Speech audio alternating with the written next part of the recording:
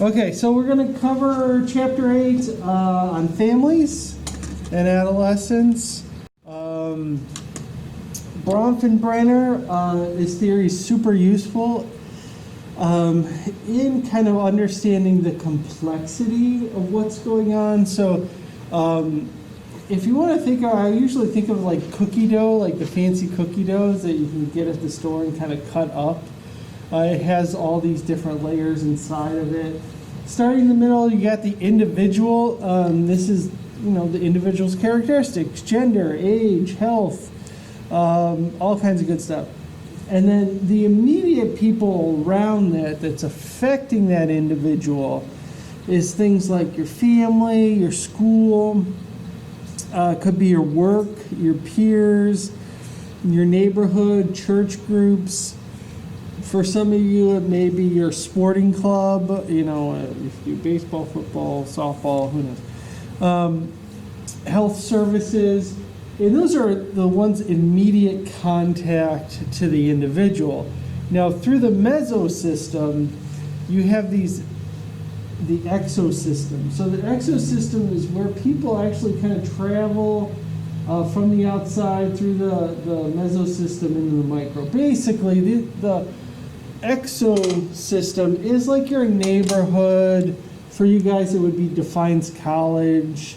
Like, you probably don't interact with the president of the college too much. Maybe you do. I don't know. But she is part of the administration. That administration kind of affects what's going on with you, your neighborhood, your friends of the family, the legal system, welfare, mass media, that kind of good stuff. And people can move in and out of these systems. And then the macro system is the wider culture, right? So we live in the United States. And the wider culture is, things like we tend to be quite independent in America. We are going through an election season, which is super fun. Somebody stole my yard signs and put up Trump signs, which is hilarious. It's like, what? Okay.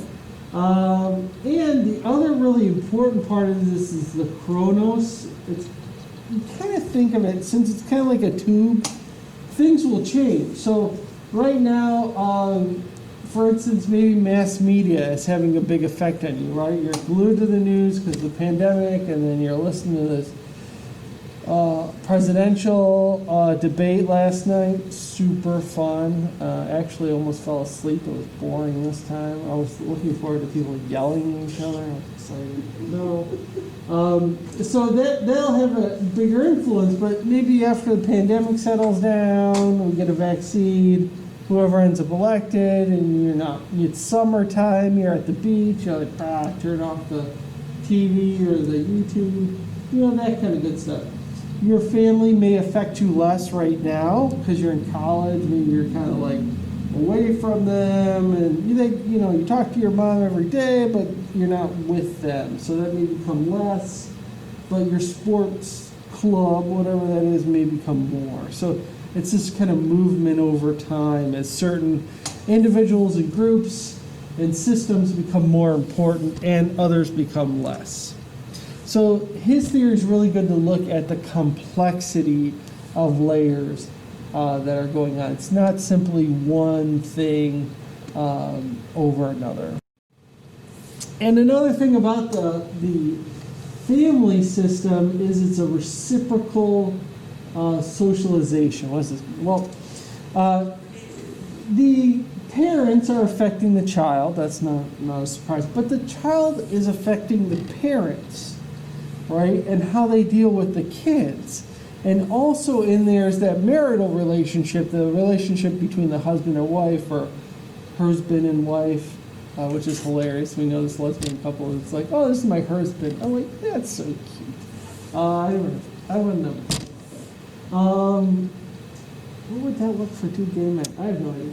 Okay, but what's happening is they're all like affecting each other. Just to give you an example, Olivia, our oldest daughter, we kind of got to write her about things like getting stuff in.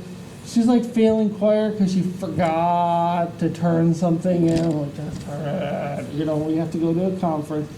Whereas my son, Steven, we don't have to bother with him. I mean, we bother with him, but it's not like, Steven, did you turn your stuff, blah, blah, blah, blah, blah, blah. You know, he's always on schedule. He's kind of like, he knows what he's doing with his life, which is just super impressive because I never did in high school. I'm very much like my daughter. I got better in college, which I got like super excited about psychology. But, you know, that's kind of affecting how I parent depending on what kid it is. And it also depends upon my wife. Like, you know, she'll handle the girl stuff. I have to handle the boy stuff. So that kind of, you know, divvying it up affects how we interact with the kids if we have to talk about like sexual behavior and all that kind of good stuff. So it's all a system. It's all going in on working together. Family as a system, happy marriages, probably not a big surprise. Parents tend to be more sensitive, responsive, warm, and affectionate. You know, when you're stressed and you're anxiety ridden and your partner isn't living up to their end of the bargain, right? That can weigh heavily on a person. It does not only affect parenting, but the positive relationship between the parents can influence the kids. And kind of neat, longitudinal study looked like 20 years later. The adolescents showed basically when you have a positive relationship with your kid, it kind of ends up in their relationship to their spouse as well. So you're kind of acting as a template for their later relationships. Now, does that mean that if you and your spouse have not so great relationship, you're doomed?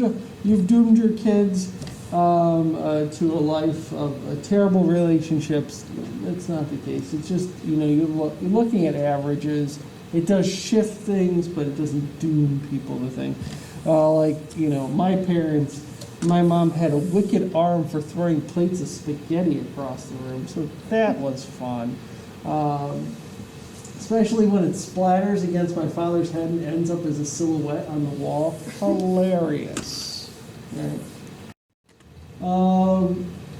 There's a lot of change going on.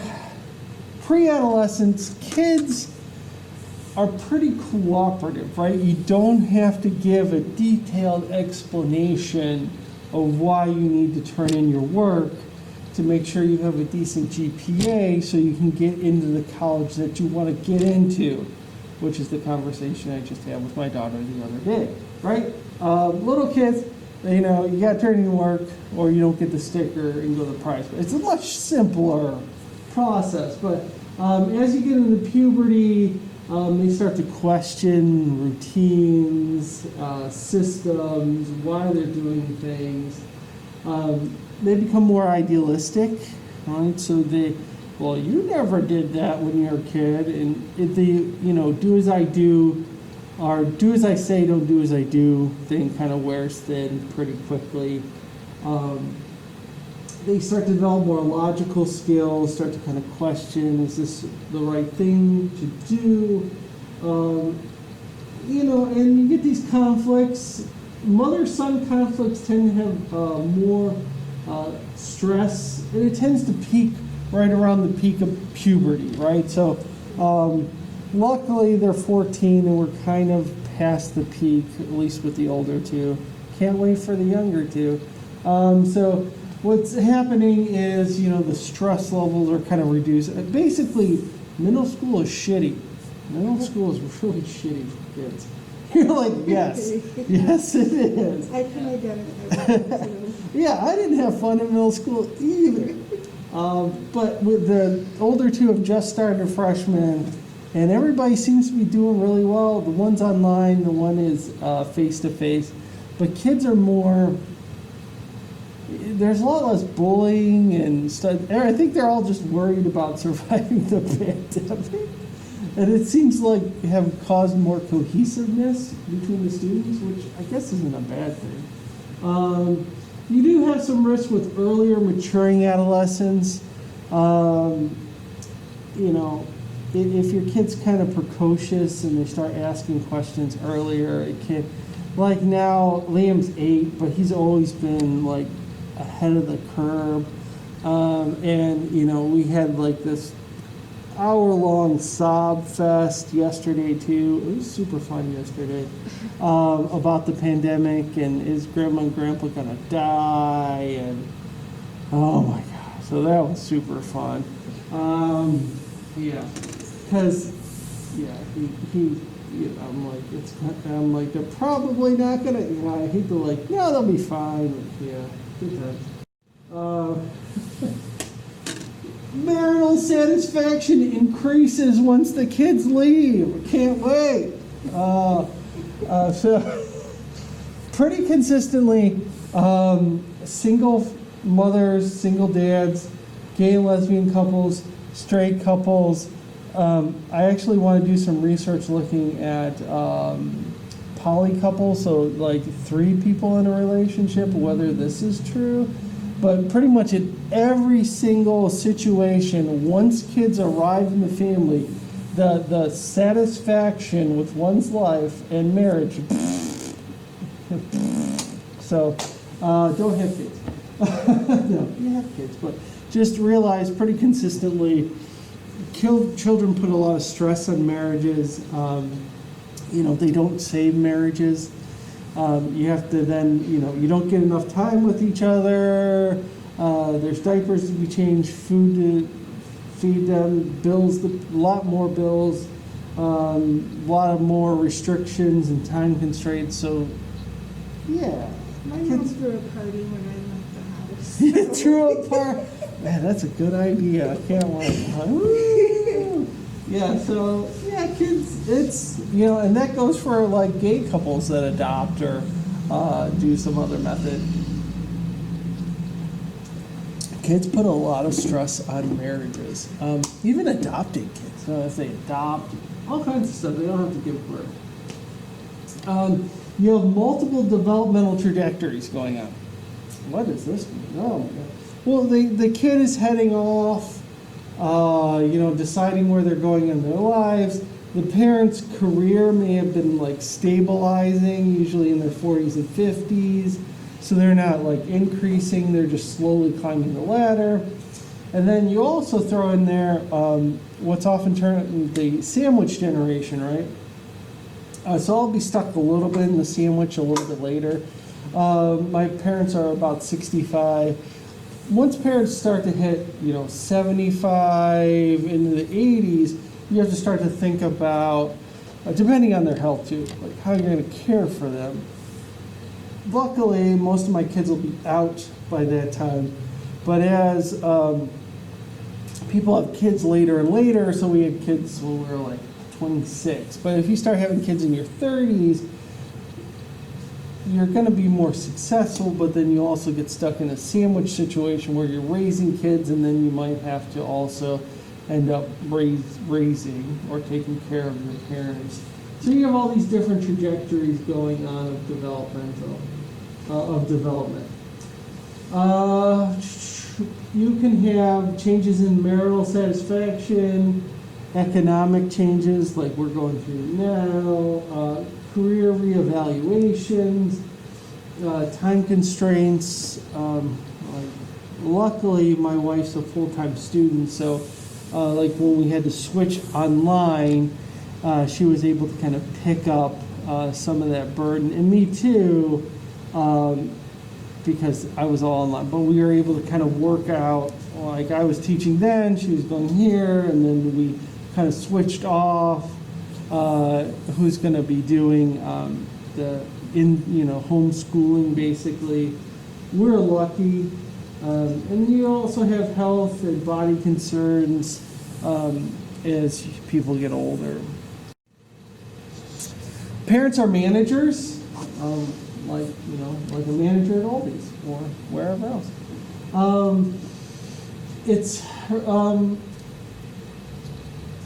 successful management of families do affect grades, self-responsibility by kids. You kind of got to balance it. You need some structure and routine, but then you don't also want to schedule it every minute of every day.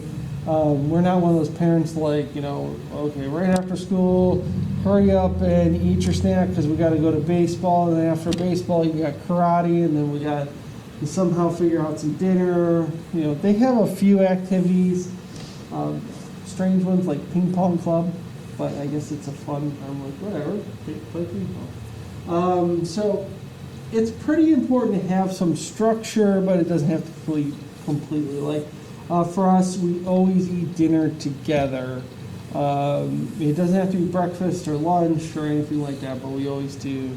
So, and it could be just soup and sandwiches, but we all just kind of sit down for at least, give or take about 30 minutes out of the day with no tech and, that kind of good stuff. They get their tech cut off after 6 until, around 8. So we have like 2 hours of no tech, which they can go outside and play. And I say no tech, they can play video games together, as long as it's like a game they're playing together, and do cards. Exploding Kittens, we've been playing that a lot lately, which is kind of fun. It's a cute, it's basically this really hilarious card game with like cat farts and laser pointers, and if you hit an exploding kitten, you can use a laser pointer to defuse the kitten. It's kind of cute. Now, 3 ways parents try to maintain control is, disclosure of rules. Oh, we don't do that. That kind of asking questions, and also snooping. Like I track my kids' phones. Do you track your kids' phones? No. Jadina actually asked me if you can send her the live link. The live link? Yeah, she said. Is there a live link or something? No, I'm just gonna record it and upload it so they Okay. can kind of watch it. Yeah, and then if she has any questions, she can send me an email for it. Yeah, I didn't do a live link because my laptop is dying, and it's not dying, but it won't last the whole class period. And I'm not sure how to do it on this thing, so I just figured I'll record it, upload it, and they can watch it. I'll let her know. Thank you. Now you got Parenting Style. This is by Diane Baumerd. It's kind of interesting. So there's 2 big characteristics: level of control and level of warmth, right? So they have different labels here because I pulled this, but the reason why I did this is kind of so your book calls it one thing. Some other literature calls it another thing, but they're almost exactly the same. So you have authoritarian parents, right? Authoritarian parents are at the bottom right. They have high demands on the kid, but their warmth is kind of low, right? So this is not always true, but I think of it like a military parent, right? Really strict, clear rules. There's like severe punishments if they get out of line. But they're not into talking about like your emotions, not big huggers, that kind of good stuff. Then you have authoritative parents. Authoritative parents, upper right, they're very responsive and warm, and they have pretty significant demands, right? So, I try to shoot for this as a parent. I like to talk to the kids and explain things. We do have very consistent, clear rules, but I'm a hugger. So we tend to have some democracy about it. If, for instance, I kill the Wi-Fi at 11 o'clock, but my son just got straight A's, right? And he got an A in his first college class. He's like, Dad, blah, blah, blah, can I have the Wi-Fi later? I'm like, no, you need to have some kind of sleep and a schedule during the week. He's like, well, what about the weekends? I'm like, okay, we'll do 12:30. I'm like, 12:30 on the weekends, that's, you can still, get up at 8:30 and still get like 8 hours of sleep. And he's like, okay, that's fair. I'm like, okay, 12:30, Friday and Saturday. He's like, what about Sunday? I'm like, well, Sunday you gotta get up and go to school the next day. I'm like, 2 days. He's like, okay. So, clear-cut rules, but, we can kind of negotiate. He's doing well, that kind of good stuff. Now, permissive parents or neglectful, bottom left, these are uninvolved. It's also called uninvolved or neglectful parenting. Not a lot of control, but not a lot of warmth either. So they're just kind of absent. They're more passive. I give you an example, like my brother. I love my brother. He's a good dad, but he's very kind of uninvolved dad. He makes 5 times more money than I do, easily. Works with Intel, managing like half of production facilities. He makes tons of money. But he's working 50 hours a week. He doesn't take time off. But he doesn't have a lot of rules. He's not a rule guy. He has some expectations. But, their mom's a stay-at-home mom. They kind of have that division. And it kind of works for them. But he's not as involved. Like, I don't work as much. I don't get paid as much.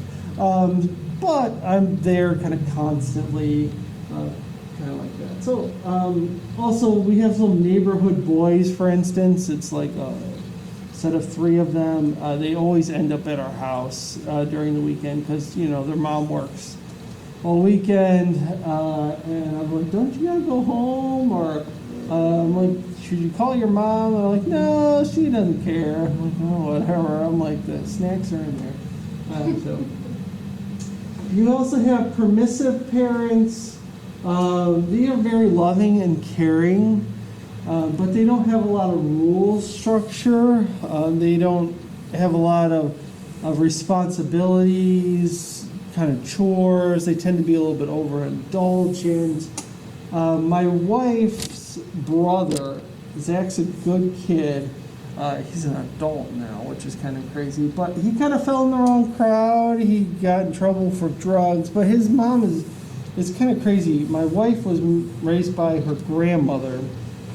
But then Zach was raised by a mom, which is very indulgent. Like, he got Xboxes and PlayStations and a car, and he just kind of lives up in his room and hangs out, and he works sometimes and doesn't help out a lot. My wife's always like, oh, I can't believe he doesn't do this. I was like, he wasn't raised to do this stuff. So, permissive parents, they're not bad parents, they're just, super lenient. And there's different outcomes for each. So there's different outcomes for different one of these, but here's some kind of notes on that.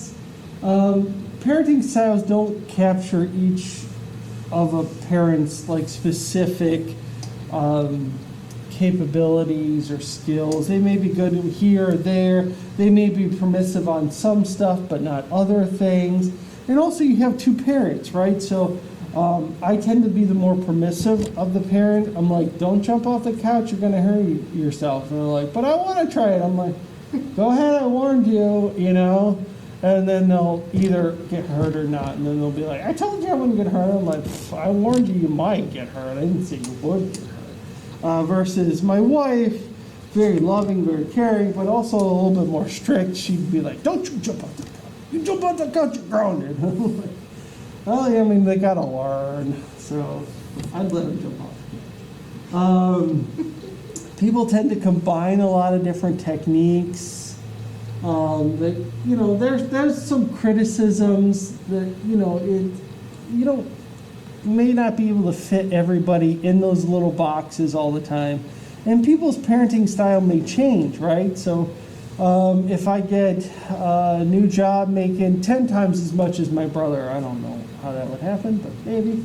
And I have to work a ton, and maybe I'll become less involved as a parent. That could definitely happen, right? Or my brother takes an early retirement, becomes more involved. You never know. So what happens is authoritative, loving parents with rules tend to have kids that turn out a little bit better than most. Indulgent parents give lots of warmth and caring, but no real rules and responsibility. Those kids tend to end up having trouble in relationships where there's necessity for reciprocity, right? Since they've lived in a world that revolves around them, it's very hard to live in a world that doesn't, right?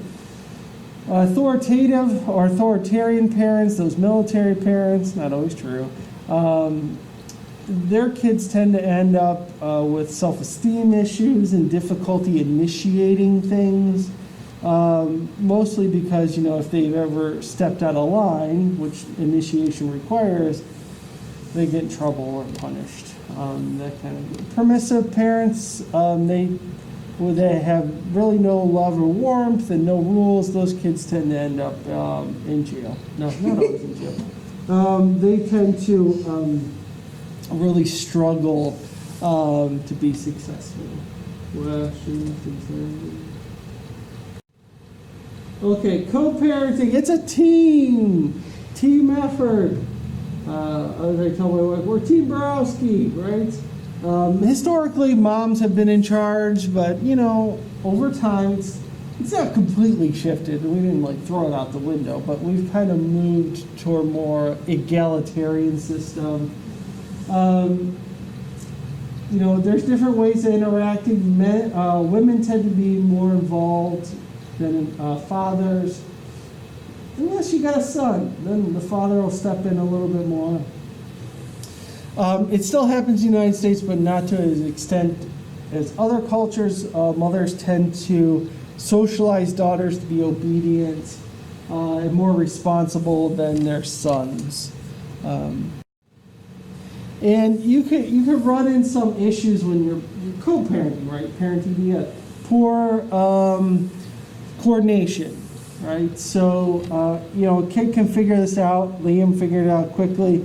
If I asked Mom and she said no, if Dad didn't hear it and I can ask Dad will probably let me do it, and I would. And then I kind of figured, we figured out his tricks quickly. I'm like, did you ask your mom about this? No. Well, if I walk in there and I ask your mom if she said no and you lied to me, you're grounded, Noah.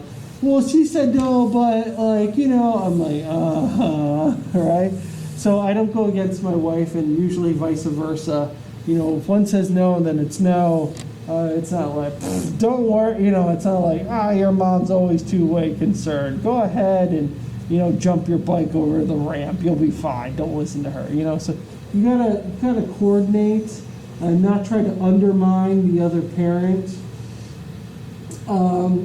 Cooperation and warmth, right? If you're constantly yelling and screaming, that kind of stuff. It's not to say you can't have disagreements.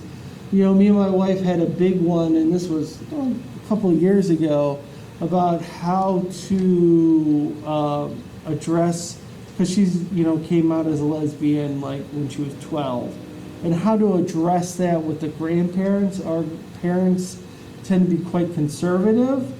I had a feeling that Olivia should be able to do that herself on her own time. My wife wanted to kind of clear the path for her before that happened. It was not like a shouting, I don't yell. My wife was, so the kids were like, Dad yelled at me, and she's like, Dad never yells. I'm like, I talk sternly to them. That might have scared them. It's not that you can't have disagreements. It took some time to work it out. We went with my wife, so I'm fine. And you could have disconnected parents, one that, is involved and one who's not. conflicts, most of the time, honestly, the conflicts tend to be day-to-day, do your chores, pick up your clothes, take out the recycling. It's your turn to do the recycling, right? So much fun. But you have about 20%, give or take, that does have some prolonged, retracted conflicts that can become unhealthy. This conflict, can have some problems when they move away from home, juvenile delinquency, dropouts, early pregnancy, early marriages, membership in a religious cult. Cults are always fun. Usually a lot of times these kids will look for supplements to the support that they never got from the family. And this could lead to drug use, cults, gang membership, trying to get married and build a supplemental family. Your book has this long thing about autonomy. I just kind of wrap it into a little ball here. There's a lot to cover. But basically, as a parent, you kind of got to weigh the pluses and minuses. So this started about a week ago. My older two want a credit card. They're 14. I'm like, you're not getting a credit card. Well, can I get a bank account? I'm like, yes, I always tell you can get a bank account. Well, does that have a credit card with it? I'm like, no. I'm like, you can't get a checking account till you have a job. Or they'll charge you fees. I'm like, it's like $15 a month or something ridiculous, like $10. I don't know what it is. And they're like, well, then I'm going to have to keep bothering you. I'm like, well, wait a minute. My brother, bless his soul, they use FamZoo, which he was, and I'm like, wait a minute. I remember Uncle Brian telling me about this. It's like a credit card that the parents, it's a debit card that the parents create, and then you can get one for each of the kids and then control it. I'm like, it's $6 a month. If you guys want to pay $3 each a month, I'll set it up. So I haven't had a chance to do it. So it's kind of that negotiation where it's not a bad idea, where they start to learn how to use money through plastic and manage their accounts. I could do it in a safe way and still manage it. It's a lot more freedom, and they're going to look so cool when they're like at the pizza shop, buying a pizza roll with a credit card. So they're super excited about this. It took me some convincing, and I was like, I can see that. So it's kind of a give and take. Kids will they want a lot of freedom. You have to kind of manage that in appropriate ways. Try not to minimize their autonomy, because they got to figure out how to do stuff on their own, but how to kind of keep them safe. It's a fine line, and everybody's line is different. It's a gradual process of allowing them to kind of make their own decisions. You got to kind of do it in manageable chunks for you and the child, basically. Okay, attachment and connectedness. Okay. Adolescents simply don't just flee and leave the house, usually. It's kind of a slow process of gaining autonomy. And Bowlby and Mary Ainsworth kind of looked at child attachments. So what they created was called the strange situation. It is strange.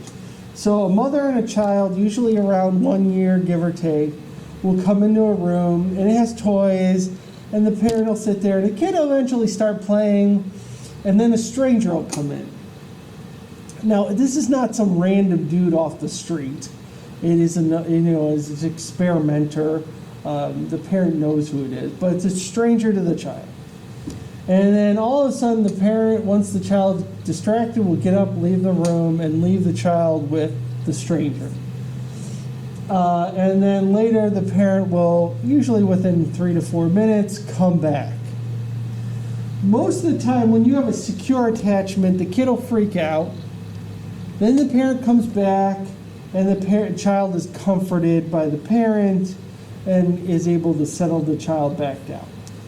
Now, these insecure attachments are a couple different forms. The child can be indifferent to the parent leaving, like, oh, mom left, whatever. The child can seek comfort from the stranger, which is pretty rare. Or the child could be inconsolable when the mother comes back. Usually it's the mother. So you have these insecure attachments and secure attachments. Basically, secure attachments means the child is using the mom as a home base, is upset when she leaves, but is comforted when she comes back. And these studies, they basically find that securely attached adolescents also have better relationships, better intimacy, increased financial independence when they're older, right? And divorce, which we'll get into more, and family conflicts can reduce these secure attachments. And unfortunately, they're more likely to commit suicide if they don't have a secure attachment. So attaching securely to the parents are particularly important.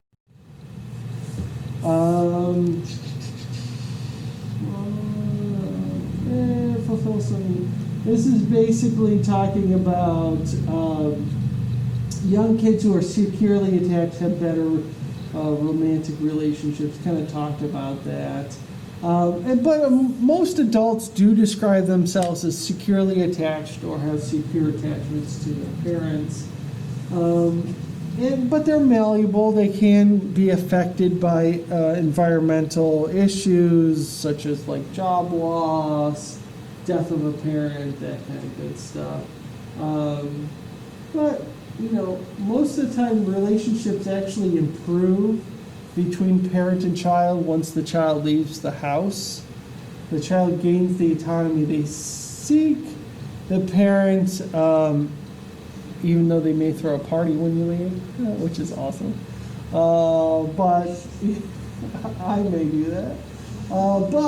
They have a better relationship. The boundaries start to develop. But you can have the boomerang effect, right? Happened to me after graduate school. It was 2008 at the last big recession. Well, now we have a big one too. But I had to move in with my parents with the twins when they were like a couple months old for about 6 months while I found a full-time gig in Boston. So you can come and go. It does happen. So most of the time, you want to separate from the family, but not completely cut off ties or fleeing. That can have some detriment to the success of the adolescent long term. Grandparents, people are living longer, therefore people have more grandparents, which is a good. They can play some key role, especially during family crisis. They tend to, I don't want to say fill the gap, but they tend to step in and assist during a crisis, which is pretty significant and useful to maintain family structure and maintain stability in the child's life, right? Now, about 10% do live with at least one grandparent. And it has dramatically increased since 1981. The parents are more likely to kind of have children and adolescents are more likely to have a grandparent in the house. And there's kind of some interesting legal developments where grandparents are seeking, some visitation privileges, which is kind of interesting. Siblings. Most people have siblings. Anybody not have a sibling?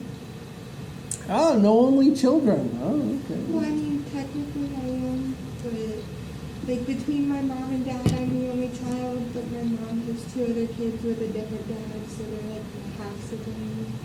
But So- between my mom and dad, I'm the only one. Oh, so kind of, sort of, but, Yeah. oh, okay, that's interesting. We'll get to blended families in a little bit. You know, conflicts happen, but they're not the only thing siblings do, right? They also do helping, sharing, playing, emotional support, some rivalry. They can help teach them things, right? So, and they can discuss difficult topics that they might not want to approach with the parents, especially if it's about parents. It can help dealing with peers, difficult teachers, taboo subjects. The twins are actually relatively close. They're not super, super close. But it's kind of funny. They kind of pick on each other at school. Actually, it's funny when they first started at Tiffin, which was about 4 years ago. They thought they were dating because they always like would pull pranks and talk to each other. And my daughter was very dismayed. I'm like, I would never date him. He's blah blah blah blah blah. I'm like, you guys always pick on each other like you know. But they have a good relation. It's kind of cute. It can have some detrimental effects if conflict is the main thing that they're doing. And then if you throw in some ineffective parenting, like parents aren't kind of managing the sibling relationship. You know, I got a little upset with my brother this summer. We were at the beach. It was like a family thing. We kind of went to Dewey Beach for a little bit. And he's kind of an eye for an eye guy. Oh, he threw sand in your face? Go throw sand in his face. I was like, that's not how you build good sibling relationships. You know, you know, you're just it's gonna escalate. So I didn't like call him out or anything. I was talking to my wife. Oh my God, that's not how you treat people. But you know, what are you gonna do? So needless to say, they have much more sibling conflict in their house than in my house. But they do fight. But once they move out of the house, they tend to spend a lot less time with each other. That tends to change later in life. Actually, I talk to my brother a lot more than I used to in my 20s and 30s. We were both kind of like pursuing our careers, doing our families, but now we talk a lot more. You have a lot of single parent families in the United States compared to other countries. There's a lot of rationales for this. Other countries you see on there, a lot of them have child care, you know, more readily available child care, that kind of good. They have more parental leave, that could maybe be it, but it's pretty high.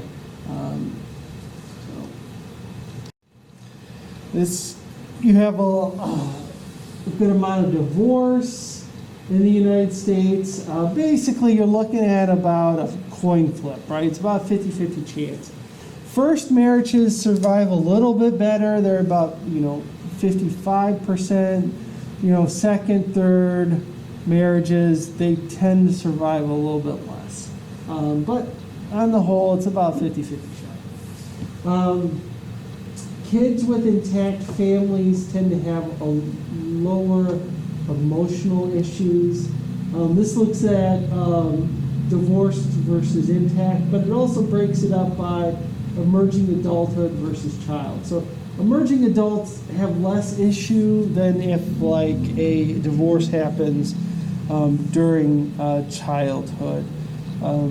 My parents got divorced when I was 22.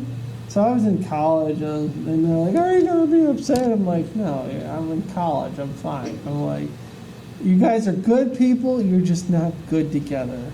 My brother just started college as a freshman, And he was super upset about it. I'm like, they weren't doing well. Basically, my mom just waited till my brother got off to college and then divorced my dad, which is fine. She stuck it out. I'm like, good job, Mom. They just tend to have more problems. Now you're like, oh no, divorce is going to be my child. And no. Mostly it tends to be the conflict itself, and then divorce is a symptom of that conflict. So it isn't like, oh, we're all happy and everything's good and life's great. Oh, we're divorced now. It tends to be, long protruded issues and conflicts and unresolved problems within the family. So it's just not the divorce. If you just stay together for the kids, right? We'll get into that.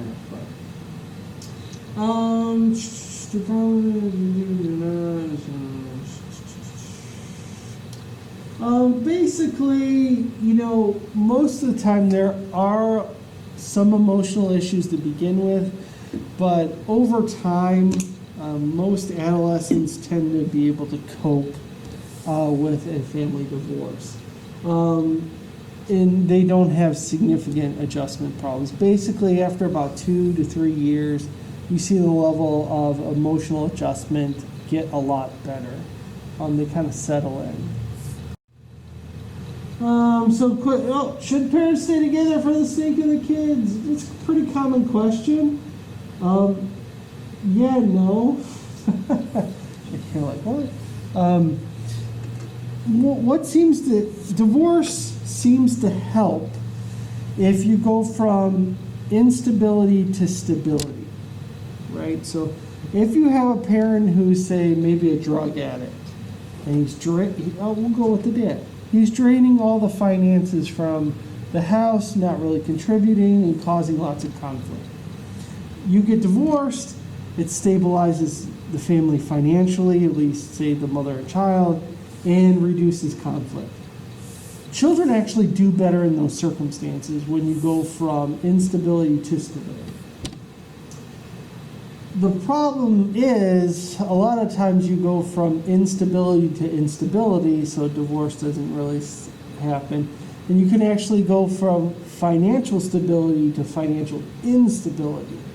That's when the problem is. But in the long run, if you're moving away from instability and making things better for the child, usually divorce is fine. How much do the family processes matter in divorce? They actually matter a lot, right? So if you maintain some normalcy, maintain schedules, try to maintain family connections, maintain a focus on school, that will help out a lot.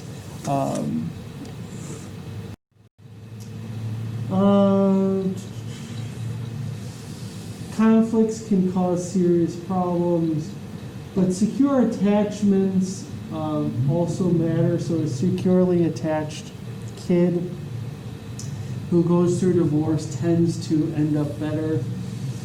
So, but as I mentioned before, about 2 years after divorce, things tend to stabilize and be a lot better.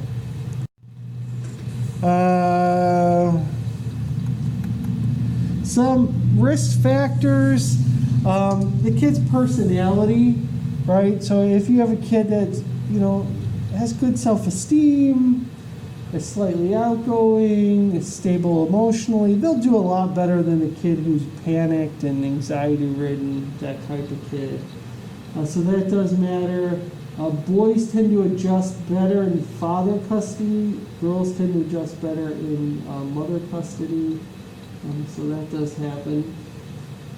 Social economic status is an issue. Unfortunately, women who get divorced tend to take a huge financial hit. They tend to decrease their income by 20 to 50%, which is kind of massive. A lot of this has to do with they may have been working only part-time, if at all, during the marriage. Their career paths probably are not as stable as the husband's. Fathers do take a hit, but not as severely. And divorced moms may have issues with workload. They may have to work a lot more than they did before for less pay, higher rates of job instability, and are more likely to move to undesirable neighborhoods. So basically, divorce tends to be quite difficult on females. And I remember that friend of mine who was like, I can't remember, MGTOW, he was all about like men not getting married or whatever. Because one of the rationale was that if you get married, then the woman will take all your money in like child support and, you know, spousal support. I'm like, dude, you know, financially, women actually fare much worse after a divorce than men do. He's like, what? I'm like, it's kind of ridiculous. Stepfamilies.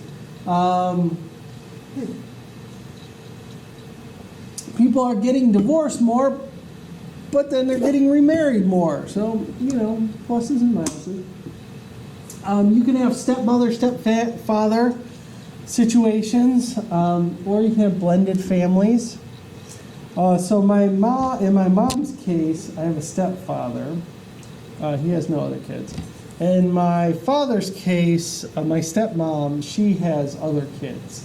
So I kind of like have both worlds. But again, they were a lot older when they got divorced, and I was like 20, in my early 20s. So it wasn't like they're kind of my siblings. The younger one, Katie, my stepsister, we're a lot closer than my stepbrother. He was older too, so he was kind of graduating high school and starting to do his own thing, so we didn't really.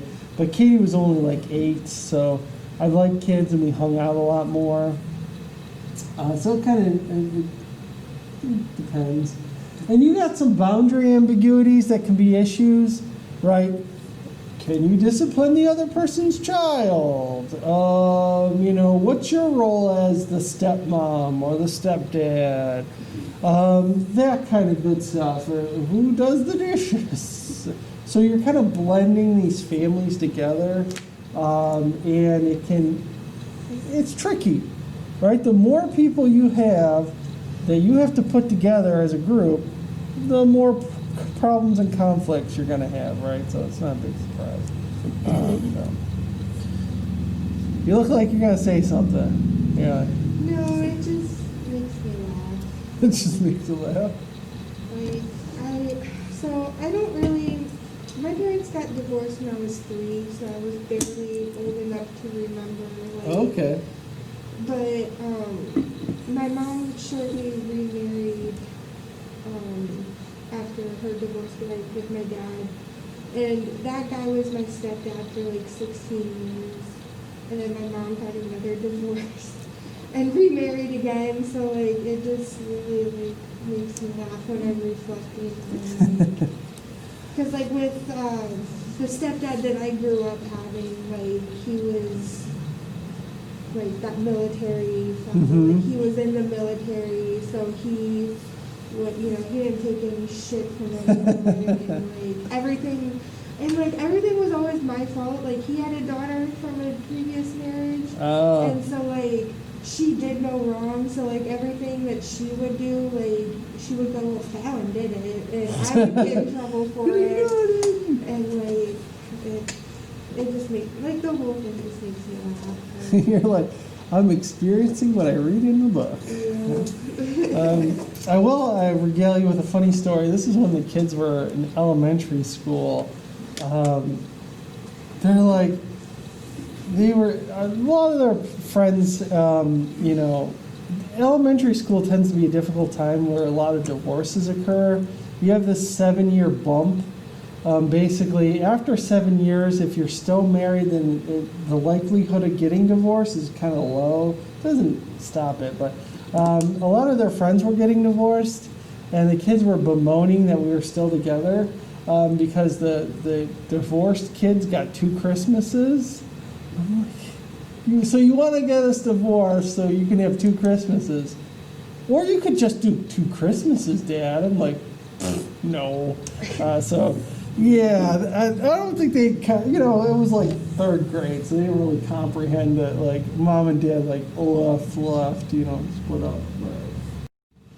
Greedy kids.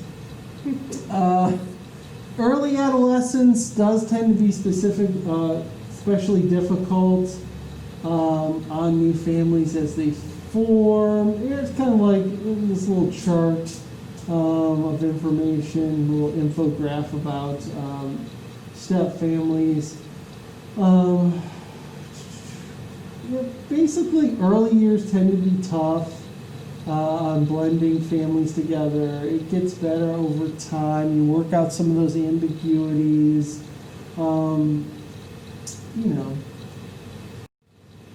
Cross-culturally, there's a lot of changes coming to families. We're more mobile, right? We spread out quicker. My parents and their parents, they all lived within northeastern Ohio. I didn't go too far. My brother went far, though. He's in New Mexico. And we're getting smaller and smaller families. We don't have these big extended households. Mothers are increasingly becoming employed. Childcare is becoming more important. But there's a lot of variance, right, within the United States and with other cultures. So Latino cultures tend to have larger, more extended families, for instance. So it just kind of depends.